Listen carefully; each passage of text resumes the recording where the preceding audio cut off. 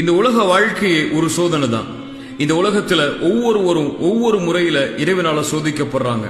காரணம் இல்லாம நம்ம வாழ்க்கையில எந்த ஒரு சோதனையும் கஷ்டமும் இறைவனால கொடுக்கப்படுறதே இல்லை. ஏன் இறைவன் சோதிக்கிறான்? இந்த கேள்விக்கு ரெண்டே பதில் தான். ஒன்னு, இறைவன் தான் விரும்புறவங்களை சோதனைகளை கொண்டு பக்குவப்படுத்துவா, அல்லது இறைவன் தான் விரும்புறவங்களை சோதனைகளை கொண்டு தண்டிப்பா. எனக்கு வரக்கூடிய சோதனைகளும் கஷ்டங்களும் இறைவனின் பக்கம் நெருக்கமாக்கினா இந்த சோதனை இறைவனால கொடுக்கப்பட்ட அருள்.